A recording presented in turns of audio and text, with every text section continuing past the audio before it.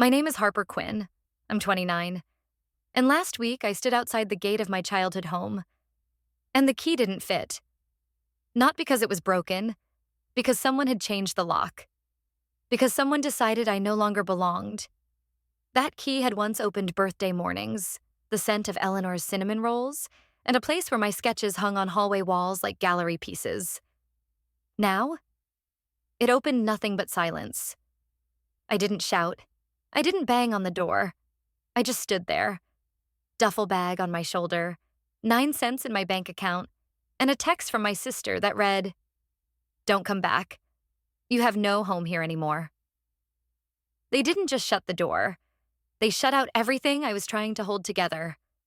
But what they didn't know was that Eleanor, my grandmother, my only ally, had left something behind. Not just for me, about me.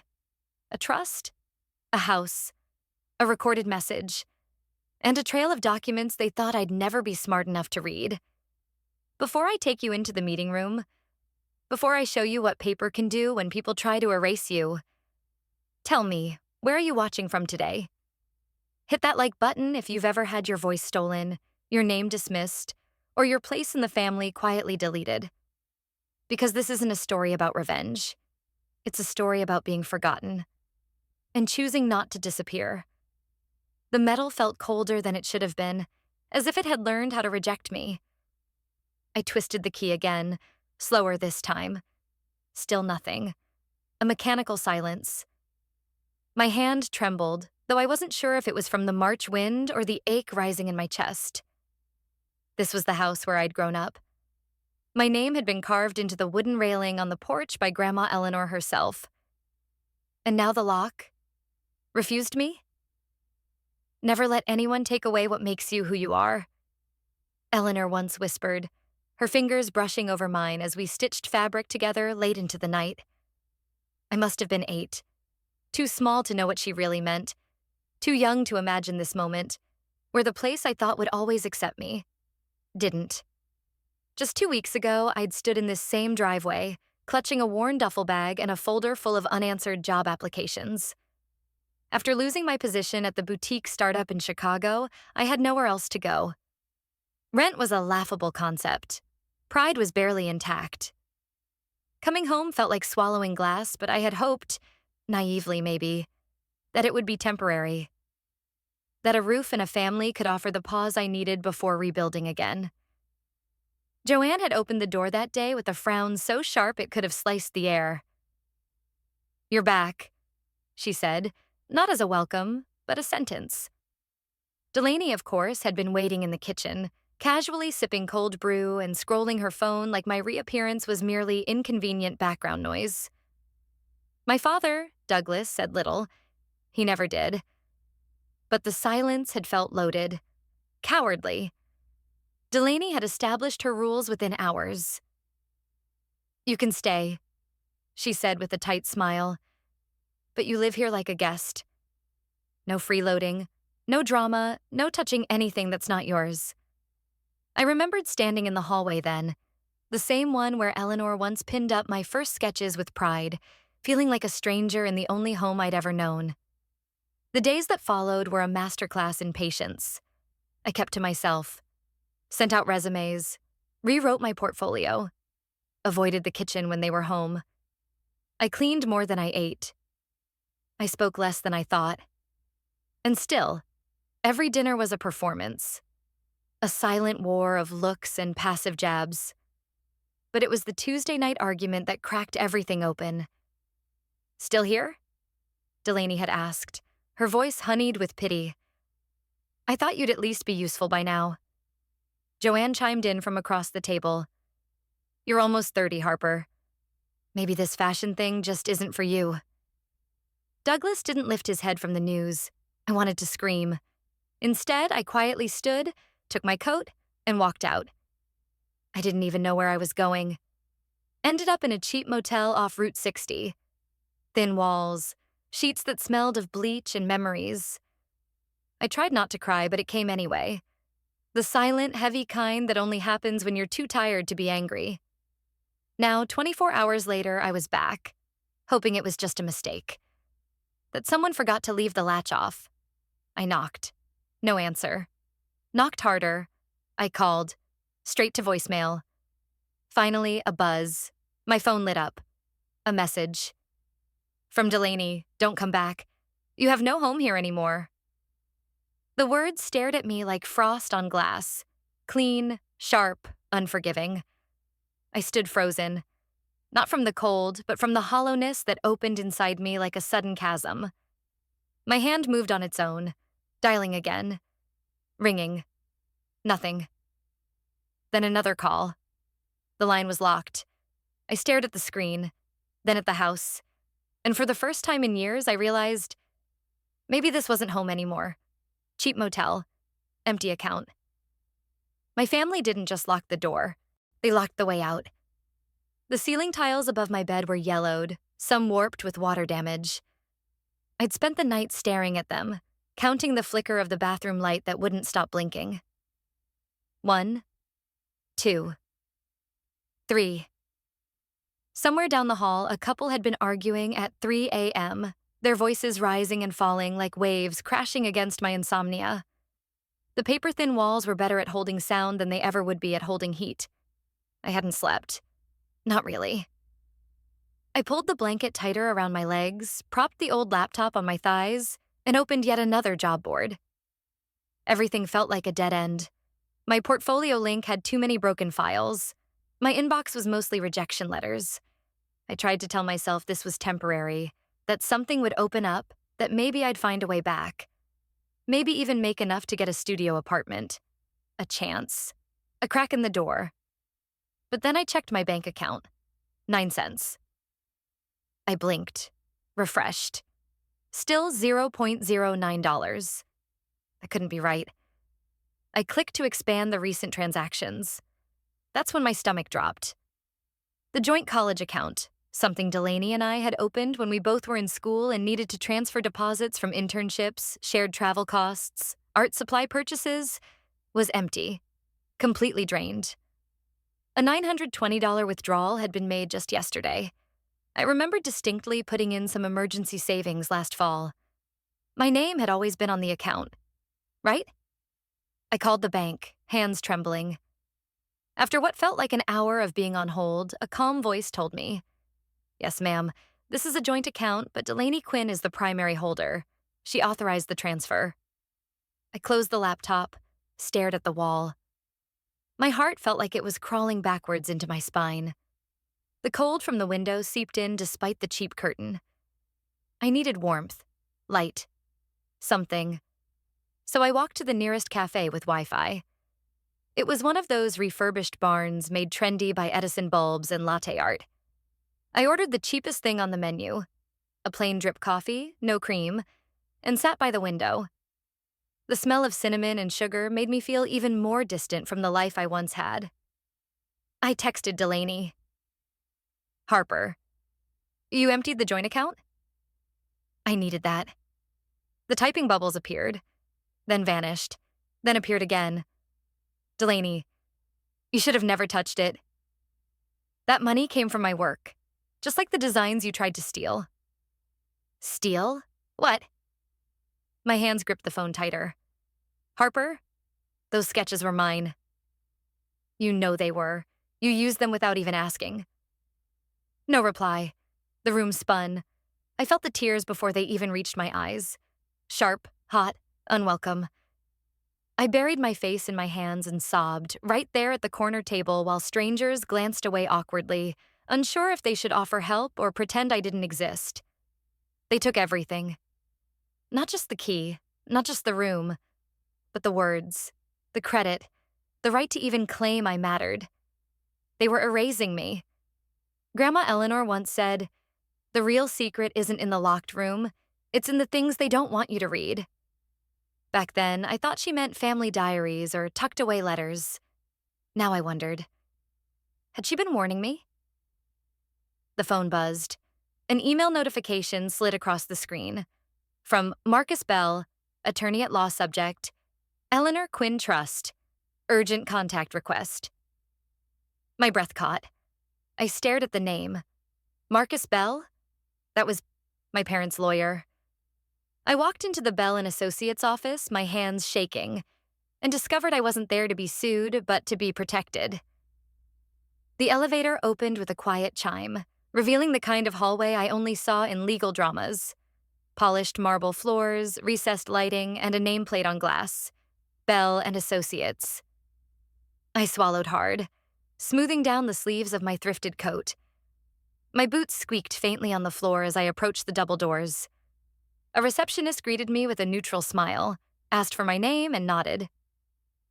"Mr. Bell is expecting you. Right this way." I thought about turning back. This was probably a trap. Maybe Delaney had found a way to paint me as a threat, accuse me of harassment, theft, whatever she needed to push me out legally.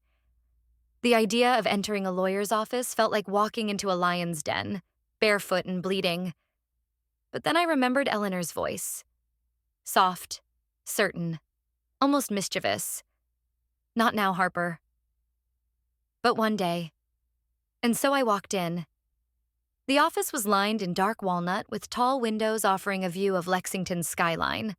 Glass, metal, sun. The air smelled faintly of lemon polish and seriousness. Behind the main desk, a man stood up, crisp in a gray three-piece suit, eyes intelligent and unhurried. "Miss Quinn?" he said. "I'm Marcus Bell." He gestured to the chair across from his desk. I sat slowly, clutching my bag like armor. "I'll just say it," I blurted. "If this is about Delaney and the joint account, I didn't steal anything. I didn't touch anything that wasn't mine." Mr. Bell smiled almost kindly. "I'm not here on behalf of your sister, or your parents." He reached into a drawer and slid a manila folder across the desk. "I represent the late Eleanor Quinn, your grandmother." The room tilted slightly. I didn't know she had a lawyer. She did, quietly, thoroughly. She prepared something for you long before she passed. You are the sole beneficiary of what she named the Eleanor Quinn Creative Trust. I stared at him, unable to speak. "The trust includes two primary assets," he continued. "First, a legal claim to permanent residence at the Quinn home, effective immediately and enforceable by the trust's protections. Second, a $130,000 fund reserved explicitly for launching or supporting your work in fashion design. It is non-transferable and shielded from family interference." I shook my head slowly, as if that might help me wake up. Marcus tapped the folder again. "Inside you'll find records. Your grandmother also installed a security system in the house. Audio and electronic logging. We have confirmation of lock overrides done remotely from your sister's device 2 nights ago. That, Miss Quinn, is a breach of trust property." I reached for the folder with shaking fingers. "There's more," he said gently. From another drawer, he produced a small black USB, a handwritten envelope sealed in wax, and a thin tablet already cued with a paused video. "Your grandmother left these for you. She asked they be shared only if the trust was challenged." My fingers trembled as I cracked the seal. Eleanor's handwriting wrapped around my name like a warm shawl. I couldn't read the letter. Not yet. The video played with a soft click. The image flickered to life. Eleanor in her favorite chair, shawl around her shoulders, eyes sharp and smiling just like I remembered. "If you're watching this," she began, "then I was right. They will never stop trying to erase you." That was it. That one sentence, simple, definitive, unleashed a tide I'd kept back since the day the key didn't work. I cried. Not with quiet sniffles, but full-bodied, shoulder-shaking sobs that cracked something loose inside me. Marcus looked away, respectfully silent. Eleanor continued. "They never saw your fire, Harper, but I did, and I built this to give you oxygen." When the video ended, I wiped my eyes, breathing hard. Marcus waited a beat. Then, "Harper, if you're ready, I'll call a meeting." They can't ignore the law. I looked up, throat raw but steady. "Call it." They chose to fight. "Now it's your turn." They think I have nothing but a bag of stuff and an old dream. They forgot that. I have Eleanor. The motel room was dim. the yellow bulb casting long shadows across the crumpled sheets. The heater groaned like it didn't want to fight the cold anymore. I sat cross-legged on the bed, the folder Marcus had given me spread out in front of me like a puzzle only I could solve. My fingers brushed over Eleanor's letter again. She had written it in her favorite fountain pen, the same one she used to sign my birthday cards with. The first line was simple. Director, that house isn't theirs, it's where you have a right to be. I read it again, then again. Each word a salve and a strike at once. The trust documentation was dense, but I read every page, twice. Every clause, every protection Eleanor had woven in like threads through a garment. She hadn't just left me something. She had fortified me, and every detail proved it. Clause 4.2. The residence at 118 Winfield Street shall remain accessible to the beneficiary at all times, regardless of occupancy status. Clause 7.8. Any removal, obstruction, or override of access without formal mediation constitutes breach of trust. Clause 9.4. Any financial usage from the estate fund for non-authorized personal events, defined as weddings, trips, luxury goods, without explicit beneficiary approval, constitutes financial misconduct. I kept reading, past midnight, past exhaustion. Somewhere between 1 and 2, I found the bank log Marcus had slipped into the folder. $62,311 in expenses coded under home improvements. $18,206 for event services. Date, Delaney's wedding. Location, the Four Lanterns Inn. My hands balled into fists. I wasn't just pushed out, I was pillaged. I hadn't expected it. Had almost forgotten Marcus had said my cousin might reach out. But when the phone buzzed and his name appeared, something shifted in me. "Hey," he said. "I heard about the trust, and about them." I couldn't speak at first. My voice caught somewhere in my throat. "Need someone to stand with you?" he asked, voice steady, not pushing. I closed my eyes, swallowed hard. "Yes," I whispered. "I don't want to go alone this time." The silence on the line was warm. "Then you won't." After the call, I opened my bag and pulled out a fresh manila folder. In it, I slid a printed scan of Eleanor's letter. Then the clause breakdown. The bank logs. I clipped them all together, straightened the edges. Before I zipped it closed, I looked down at the final page. The one where Eleanor had signed her name beneath a line she'd written in blue ink. "If they try to erase you, let the paper prove you were always there." I smiled. It wasn't the bitter kind I used to wear. It was something stronger, like steel being forged. Marcus looked up from his desk. "They're confirmed. Tuesday at 9 a.m. So, I stood, folder in hand, shoulders square for the first time in weeks. "Let's start wrapping up."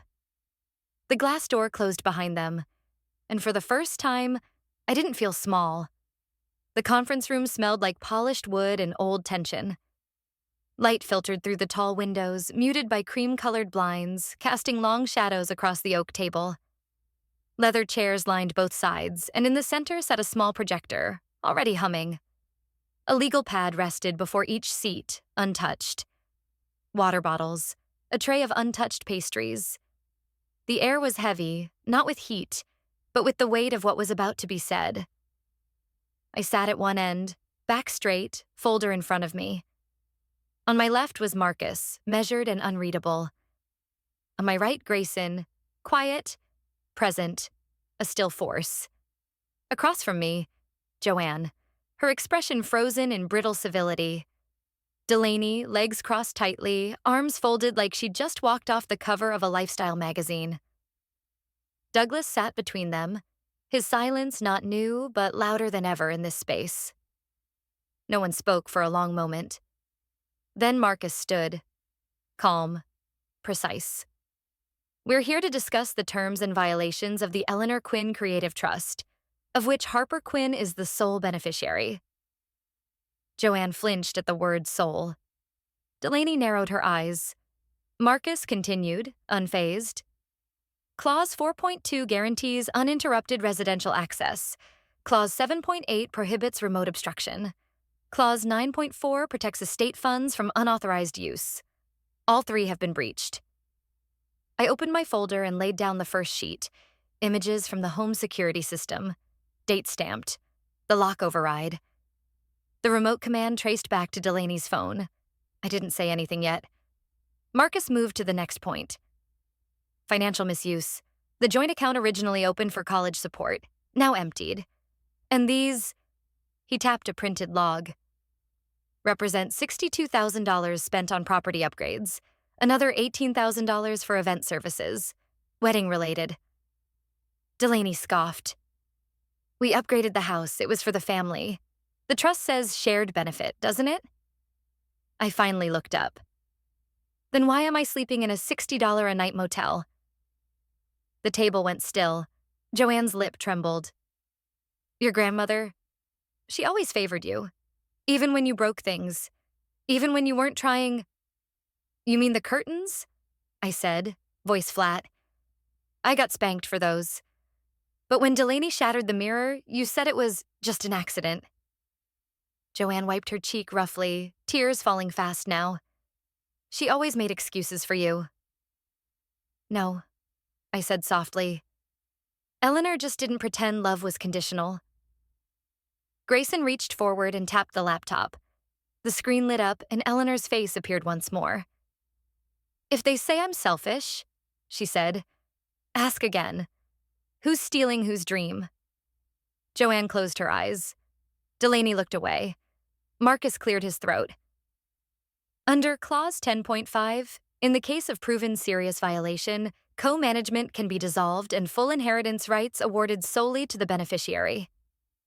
I slid a file across the table. I'm invoking that clause. I want full access. I want them removed from co-management immediately. Delaney shot up from her chair. You have no right to take this family. I didn't move, just met her glare. I'm not taking anything. I'm just demanding my share. I didn't walk out of that room a winner. I walked out as myself, finally. A week later, the silence in my new apartment felt earned. The walls weren't painted yet, and the kitchen still smelled faintly of fresh paint and cardboard, but it was mine. The light from the street lamps below cast gold shadows through the window blinds, washing over the desk where I'd just finished setting up Eleanor's photo.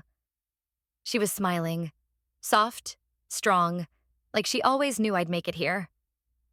The email from Marcus had come that morning. Transfer confirmed. The trust has executed purchase of the condo unit. You're now the sole resident and financial controller. Delaney, Joanne, and Douglas have been removed from all managerial access for 7 years. 7 years. It felt symbolic, like a cycle was closing. The funds had also been released, enough to cover the apartment and start something real. I'd registered the LLC last night. Eleanor Line, Inc., Small Beginnings. Online only, but mine. The first batch of handmade jackets, based on a sketch I once scribbled in Eleanor's garden, had already sold out on Etsy in less than a day. I couldn't decide if I was thrilled or terrified. Probably both.